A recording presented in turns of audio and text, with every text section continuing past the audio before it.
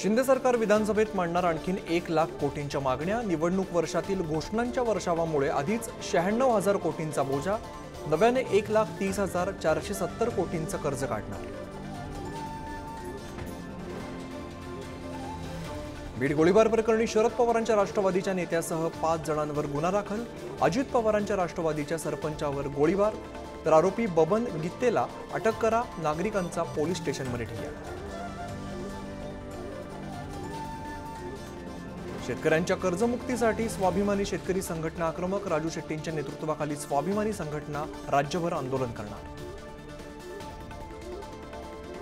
कोकणासह पश्चिम महाराष्ट्र मराठवाड्यात आज पावसाचा जोर वाढण्याची शक्यता। हवामान खात्याकडून मुसळधार पावसाचा अंदाज। संत ज्ञानेश्वर महाराज आणि जगद्गुरू तुकाराम महाराज यांच्या पालख्या पुण्यामध्ये येणार। पालख्यांच्या स्वागताची जय्यत तयारी। T20 वर्ल्ड कपवर भारतानं कोरलं नाव। फायनलमध्ये दक्षिण आफ्रिकेवरती दणदणीत विजय, देशभरात जल्लोष। फायनल जिंकल्यानंतर कॅप्टन रोहित शर्माची T20तून निवृत्तीची घोषणा, तर विराट कोहलीकडूनही निवृत्तीचे संकेत।